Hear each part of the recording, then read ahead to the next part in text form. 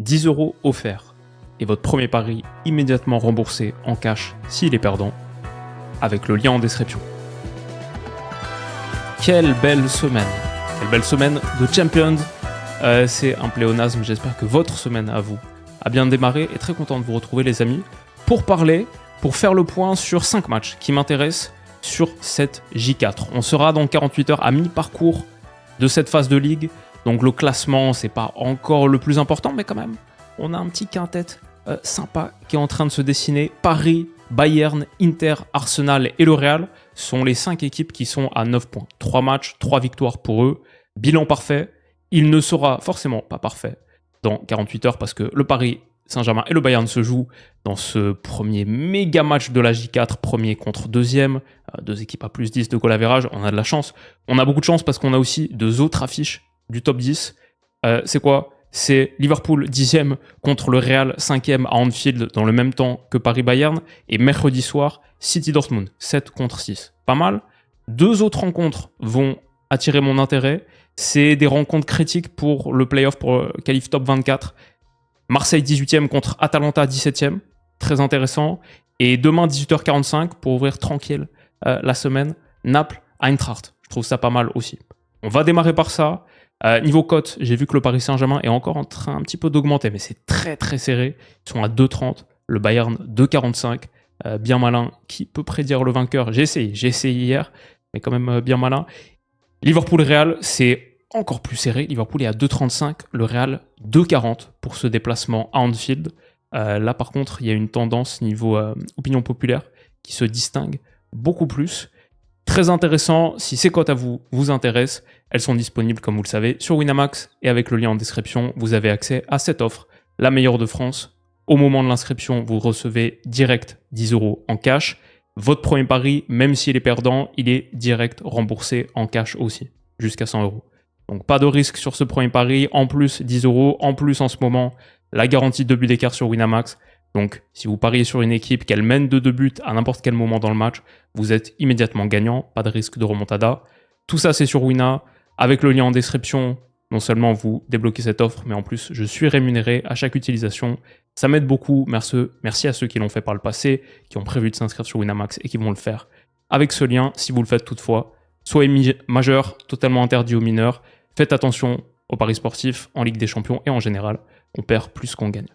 Voilà pour les cotes. Les 5 matchs qui m'intéressent le plus, commençons donc par Naples-Eintracht. Un petit mot rapide, peut-être que ça intéresse que moi, je sais, mais c'est 2 clubs qui ont des choses à jouer cette saison, qui sortent de 2 gifles. Naples vient de perdre 6-2 contre le PSV Eindhoven. Elle a laissé des traces celle-là. L'Eintracht, ils font que 5-1 en Champions, mais récemment c'est plus des défaites 5-1 contre l'Atletico, contre Liverpool. Ok, il faut qu'ils nous montrent qu'ils peuvent ne pas encaisser 5 buts par match. Naples, champion en titre de Serie A et encore leader aujourd'hui. Peut-être on peut se dire ça va, tout roule pour eux. En vrai, en regardant les matchs, bon déjà en regardant les chiffres avancés, ça fait 5 matchs d'affilée qu'ils ont moins d'XG que leur adversaire. C'est pas la fin du monde, mais c'est plus sur les productions. 0,9 contre Como, 0,8 contre Lecce, pas fou. Et même ce match contre l'Inter, on l'avait analysé, on l'avait regardé ensemble, on en avait discuté. C'était ok. Mais il y avait quand même encore pas mal de lacunes et sans un méga Zambo qui non seulement marque le but du 3-1, mais en plus sa déviation magique en trait de surface pour provoquer le penalty du 1-0 dans ce match. Sans ça, ça aurait pas été la même histoire. Dans l'ensemble, bon déjà ils perdent Kevin De Bruyne sur cette rencontre, mais on avait parlé depuis le début de saison du manque de largeur du Napoli, avec cet entrejeu Lobotka, Zambo, Makto, De Bruyne, manquait un petit peu quelqu'un à gauche et se retrouver un petit peu démunis dans cette zone. Maintenant, ils ont plus Neres de l'autre côté et Politano, bien sûr, qui est toujours là sur la droite.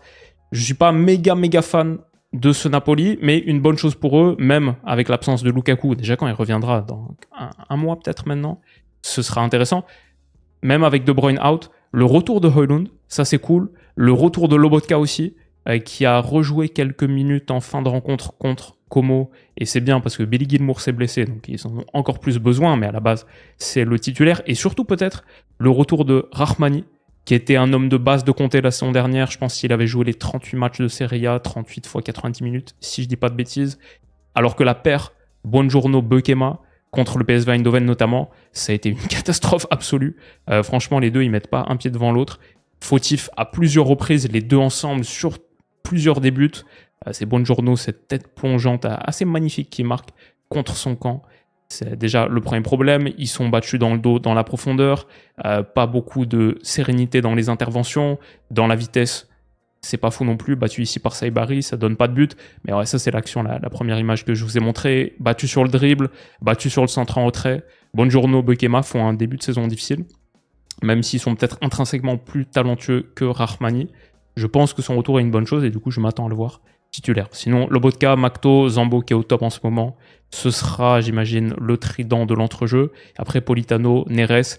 Il y a une question ici aux Pays-Bas sur Noah Lang qui se morfond un petit peu sur le banc de touche, donc forcément, ça fait pas mal parler ici.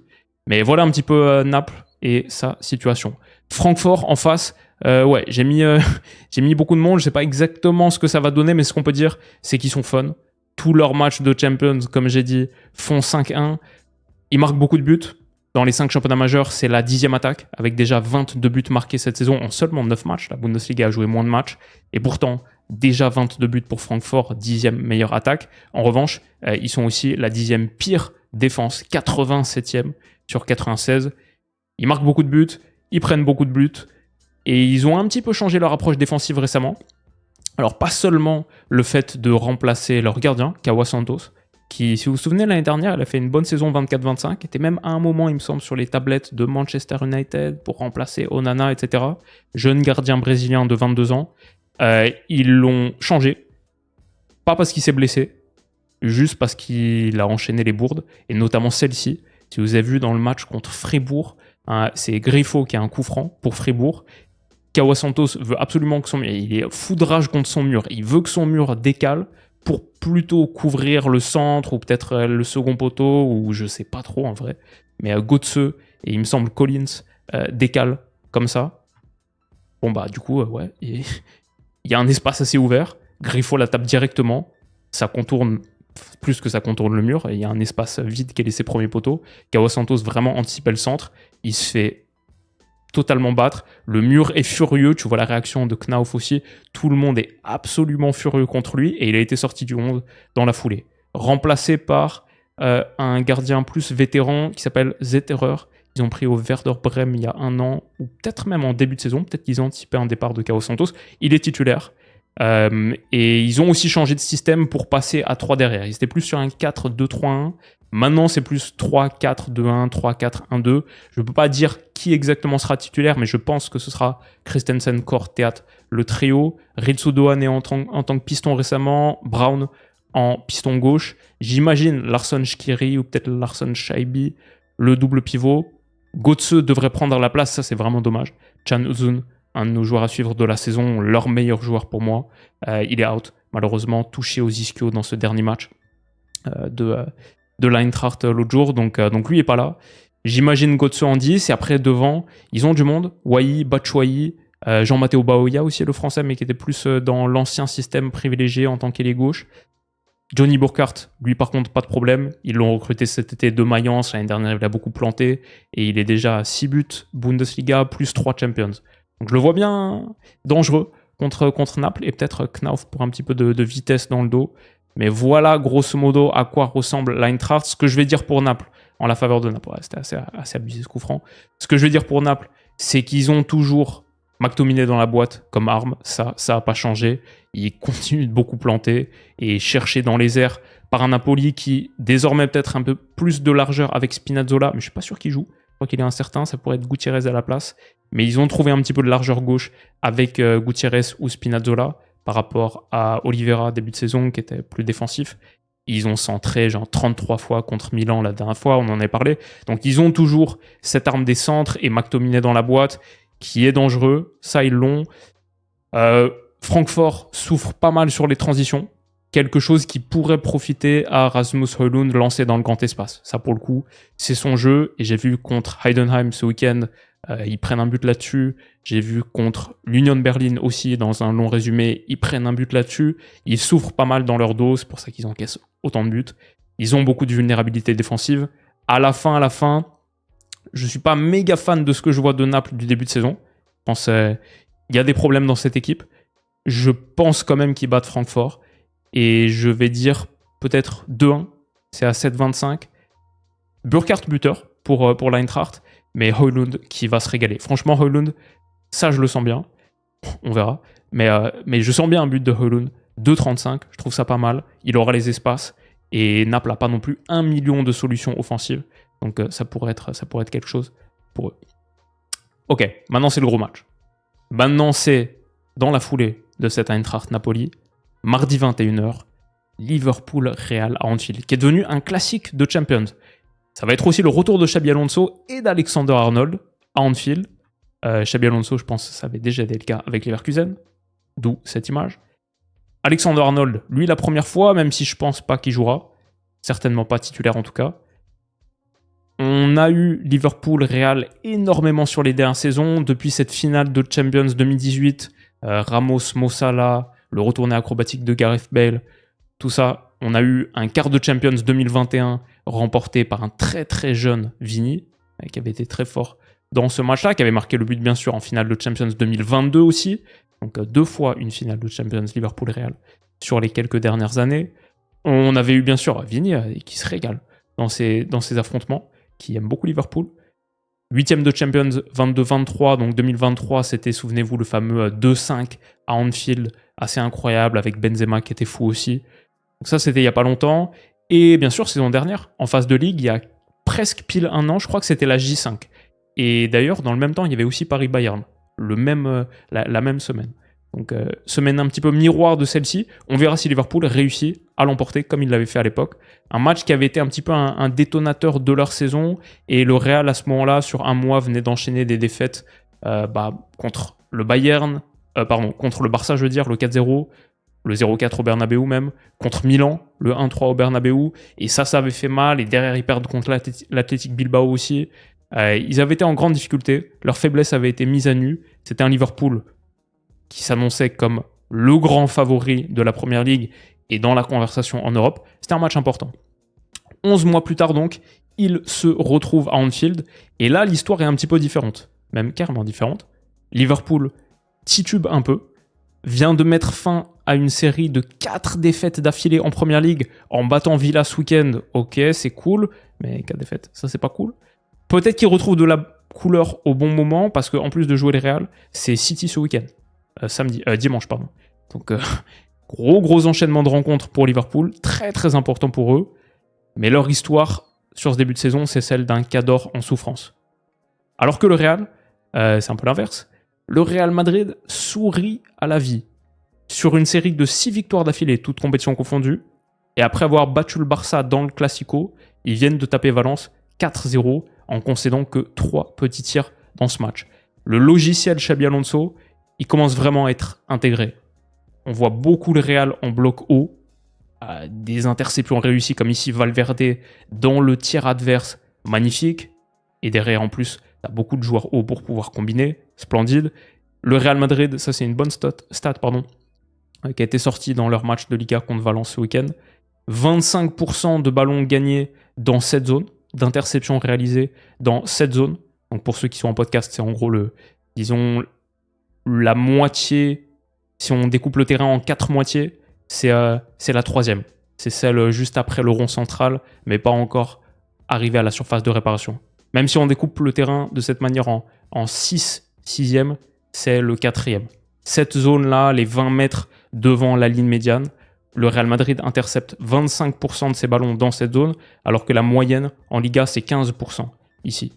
Il récupère beaucoup de ballons hauts, beaucoup plus que d'habitude, beaucoup plus que ce qu'on est habitué à voir le Real faire. Sur jeu placé, il y a déjà plus de combinaisons. Après, c'était contre Valence là, il y avait beaucoup d'espace, c'est que Valence. Mais ce que j'aime bien, c'est que même quand ça aboutit pas à la perte, regardez l'attitude à la contre-pression. Tchouaméni, Militao qui sort, mais Gouler aussi, en déclencheur de contre-pression, magnifique. Tout le monde fait les efforts, même Mbappé, Bellingham ici, splendide. Et ballon gagné dans le premier tiers, top. Le Real récupère une possession, a une seconde chance. Gouler, quel début de saison il est en train de faire. Vraiment notre joueur breakout. C'est une des histoires de ce Real Madrid. Le leadership aussi. À applaudir, on dirait qu'il a 30 ans. Encourager ses coéquipiers constamment. Et ce Real, du coup, en 4-3-3 contre Valence, on verra quel sera le choix face à Liverpool, est-ce qu'on aura Camavinga comme contre le Barça ou plutôt Mastantuono et donc Güler à l'intérieur dans un vrai 4-3-3 entre guillemets? C'est ma seule interrogation. Peut-être plutôt Camavinga et Mastantuono sur le banc. Peut-être plutôt quelque chose comme ça avec Camavinga, son pied gauche quand il était longue ligne de touche pour sortir les ballons en étant face au jeu un peu orienté de trois quarts comme ça contre le Barça, ça avait été top. Donc peut-être quelque chose plutôt comme ça. Güler, même s'il est ici, il sera beaucoup plus intérieur et Valverde peut apporter cette largeur. On verra, mais là c'était contre Valence dans une forme de 4-3-3 où on a vu toute la mobilité d'Arda Güler. Il commence 8 relayeurs hauts sur la droite, il est touché par Tchouaméni, il entre à l'intérieur, Servigny, ça revient dans les pieds de Bellingham dans un jeu triangulaire qui tout de suite alerte Güler dans la profondeur. Il a trouvé la poche, il a trouvé la zone, il est passé donc du poste de 8 droit, de la position de 8 droit à celle d'ailier gauche, et lancé dans la profondeur, top contrôle orienté, le petit ballon par-dessus pour Kylian Mbappé, qui finit dans le but vide, 2-0. La connexion Arda Güler-Kylian Mbappé, c'est la meilleure connexion en Europe du début de saison. Je ne sais pas combien de passes D Güler a donné pour Mbappé sur le début de saison, comme Mbappé a marqué 18 buts, je crois, 13 en Liga, plus 5 en Champions, que Güler a un paquet de passes D. Je dirais 5 passes décisives peut-être d'Arda Güler pour Mbappé, à vérifier vraiment au doigt mouillé. Mais il est costaud, il fait un très très bon début de saison. Son histoire à lui a totalement changé. Et ouais, même Mbappé, il y a des moments où il sort les longs compas et son explosivité pour aller presser. Alors, il abandonne quand même un peu trop facilement. Et tu vois, le problème d'une pression qui aboutit pas, tout de suite ton bloc doit reculer. Là, c'est un peu difficile. Est-ce que tu joues le hors-jeu? Est-ce que tu grimmes d'une ligne? Tchouaméni se retrouve un peu pris dans le no man's land et il y a des mecs battus. Donc faut pas abandonner, mais quand même l'intention, l'envie à la base ici, c'est quelque chose qu'on voyait déjà pas la saison dernière. Dans l'ensemble, le Real est vraiment vraiment en train de retrouver des couleurs. Sur le 11, comme j'ai dit, je sais pas encore, mais peut-être plutôt ça. Sinon, Valverde, Militao, Heusen, Carreras, Tchouaméni, Bellingham, Camavinga, on verra, mais Vinicius, Mbappé, Güler et Courtois dans les buts, tout ça ne fait aucun doute. Pour Liverpool, alors là, il y a plus de questions. Gros plafond, gros potentiel, mais actuellement, beaucoup de limites. Ils n'ont pas du tout trouvé leur meilleur 11. Wirtz, c'est peut-être plus un remplaçant désormais. Slot contre Aston Villa a retrouvé son idée de la saison dernière en remettant grosso modo le 11 de la saison dernière, ce qu'il est possible de mettre en tout cas, que Alexander-Arnold n'est plus là, donc c'était plutôt Bradley. Mais Ekitike, Gakpo à gauche, Salah, Szoboszlai, McAllister, Frimpong blessé, Isak blessé, Wirtz sur le banc était le seul à entrer. Kerkez n'a pas joué, c'était Robertson. Dans ce match contre Villa, il y a peut-être un motif d'espoir pour eux. Voilà, ça c'était leur 11. Il y a peut-être un motif d'espoir pour eux, c'est que Mo Salah, qui était en grande difficulté, on en parle depuis un moment, Mo Salah a passé 5 dribbles. 5 dribbles. Dans tous les autres matchs de Première Ligue, il en avait jamais réussi plus d'un. Il en avait réussi, selon WhoScored en tout cas, 2 cumulés sur toutes les autres rencontres de PL cette saison. Et là, 5. Donc un petit peu plus frais, un petit peu plus tranchant, plus osé aussi. Peut-être une question de match-up. Mais peut-être aussi le fait d'avoir soufflé contre Crystal Palace en milieu de semaine, d'avoir eu une semaine entière pour récupérer, peut-être qu'il en avait besoin, niveau fraîcheur physique. Ça n'empêche que Liverpool a beaucoup de soucis et est assez vulnérable, notamment à la perte. Ça n'empêche que le Real, les performances qui sortent, ça fait un moment que c'est assez costaud maintenant. Différentiel d'XG est vraiment très très bon. 3.5, 3.4, 2.3, 2.7, 3.6, 2.9. Ils sont très dominateurs. Et surtout, le Real est redevenu une équipe de possession. Alors, contre Barça, 32%, c'est pas mal. Ce que je veux dire, c'est que, enfin, c'est pas que c'est pas mal, mais à la rigueur, ils peuvent être un petit peu plus hybrides. Ils ont ça dans leur arsenal. Mais contre les équipes qu'ils doivent dominer territorialement, ils le font. 76 contre Retafe, 69 contre Villarreal, 65 contre Valence, 65 contre la Juve, 67 contre le Kairat, 62 contre Levante, par exemple. Alors que la saison dernière, sous Ancelotti, 54% seulement contre le Celta Vigo, 44% de possession contre Alaves, 46 contre le Rayo.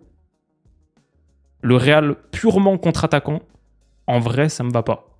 C'est bien d'avoir cette possibilité, comme ils l'ont montré contre le Barça. C'est bien d'avoir cette flexibilité, mais tu veux qu'ils puissent dominer des matchs aussi. Et désormais, ils en sont capables. Avec en plus, comme on a dit, Mbappé au sommet de son art, 18 buts, toutes compétitions confondues cette saison. Honnêtement, je vois le Real au-dessus de Liverpool. Ses déplacements en Anfield, c'est pas évident. Liverpool a quand même un gros plafond. On sait l'énergie d'Anfield, la passion d'Anfield. Je trouve quand même que le Real, au vu des différences de niveau en ce moment, le Real à 2,40, je trouve ça, j'avoue, très attirant. On va voir, mais Mbappé buteur, c'est 1,80. Moi, je vois bien Mbappé pluri-buteur, minimum 2 fois, c'est 4,50. Et si je devais sortir un score, peut-être 2-1 pour le Real, à 8,50. Mais sur l'état de forme, sur la qualité complète, ce que ces équipes sont capables de produire, pour l'instant, le Real est au-dessus. On verra demain soir. Troisième match, PSG-Bayern, c'est dans le même temps que Liverpool-Real, et c'est celui qu'on analysera au coup de sifflet final. Je suis toujours aussi hypé. Il a été analysé en long, en large et en travers hier, donc n'hésitez pas à aller checker la vidéo. Ce que je veux dire, c'est que très content que ce soit au Parc des Princes pour l'angle de vue. Ça, c'est ce qu'on a au Parc des Princes. J'adore analyser le Bayern. C'est peut-être l'équipe la plus intéressante du début de saison. Mais l'Allianz Arena, c'est un peu un calvaire. Cette caméra très très basse, souvent un peu trop rapprochée. Je suis content que ce soit au Parc pour que vraiment ce sommet du jeu, qui va être tactiquement passionnant, on va pouvoir vraiment pouvoir tout voir, tout analyser. J5 de Ligue des Champions, c'est Bayern Arsenal, mais c'est à l'Emirates aussi, donc ça c'est cool. On va pouvoir vraiment encore mieux comprendre ce Bayern. 5 déplacements sur les 7 prochains matchs d'ailleurs pour le Bayern Munich. Voilà pour Paris-Atalanta. Paris-Bayern, pardon. Si vous voulez pas aller voir la vidéo, je comprends que votre temps est limité. Je vois quand même le Paris Saint-Germain légèrement au-dessus. Leur victoire à 2,30, pas trop mal. Et il me semble que j'ai dit 2-1 comme score, avec des buts de Kfara à 2,75. Et où est-ce qu'il est, notre ami João Neves à 5,80. Petite interrogation peut-être sur la titularisation de Fabien Ruiz. C'est le seul truc qui est en train de sortir. Peut-être Mayoulou à la place de Dembélé, qui est touché aux ischios. Et peut-être une interrogation sur Fabien Ruiz. Zaïre Emery revenu à un bon niveau. Peut-être que ce serait ça l'entrejeu. À voir. Mais si le trident magique Vitinha, Ruiz, Neves peut être reformé au coup d'envoi, je pense que au moins sur la bataille du milieu, Paris Saint-Germain sera pas mal. Mercredi 21h, on passe au match de mercredi, j'en ai 2. City Dortmund. Le 6e contre le 7e.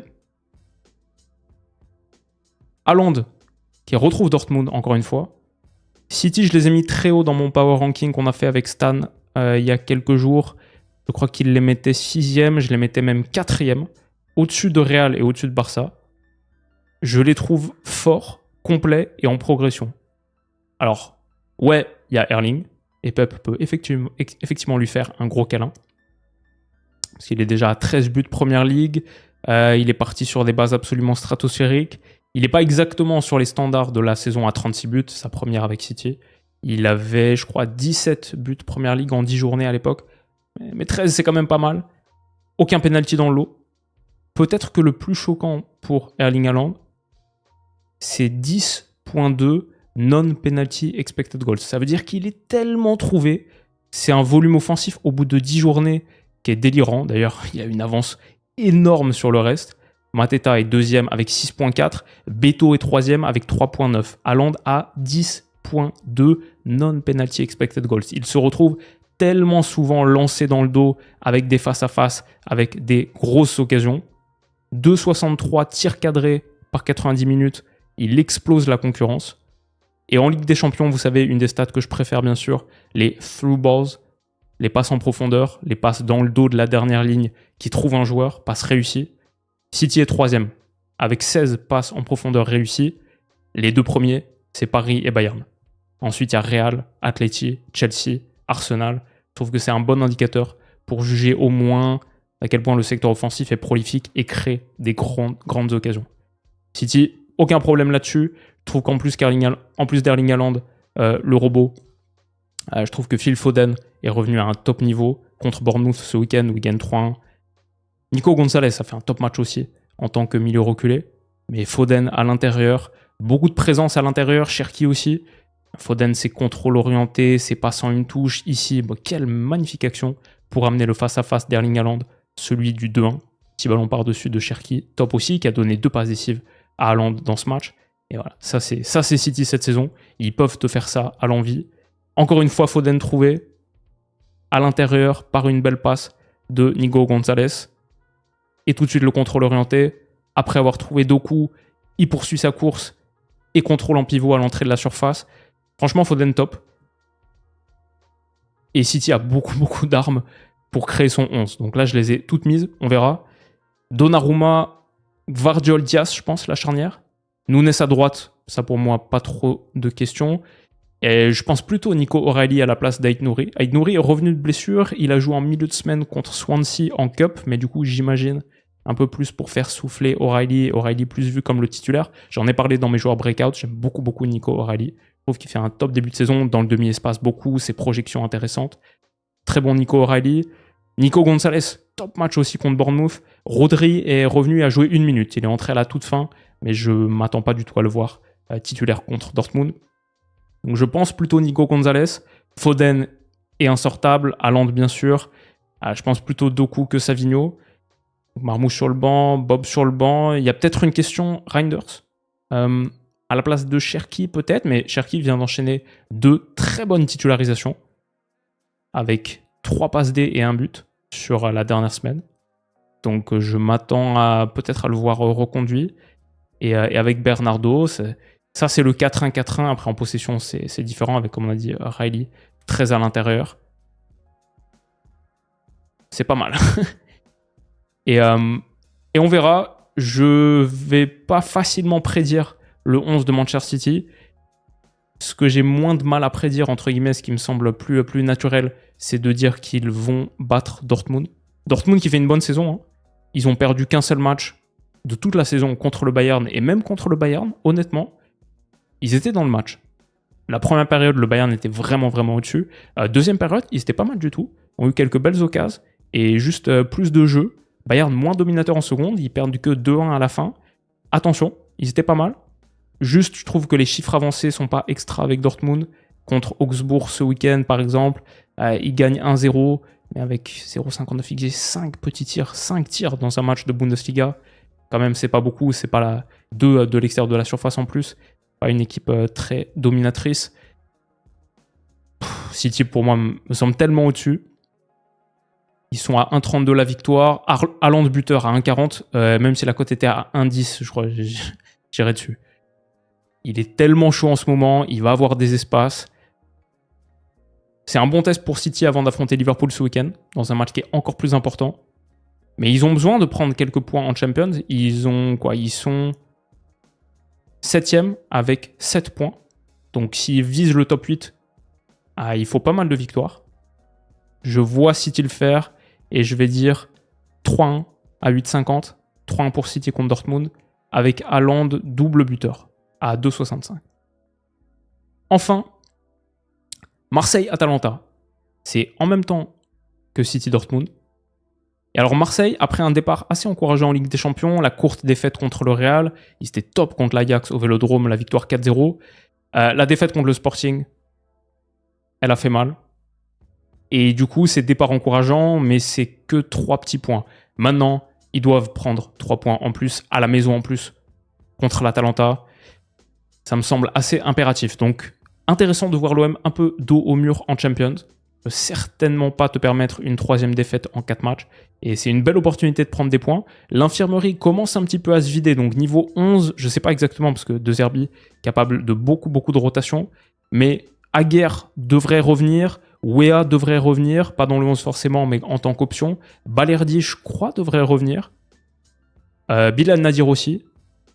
Mon feeling avec l'OM, c'est qu'ils ont un très bon effectif. De très loin, le 2e meilleur de France. Et assez bon pour faire top 24 de Champions. J'en suis assez convaincu. Assez bon pour espérer passer le tour de playoff.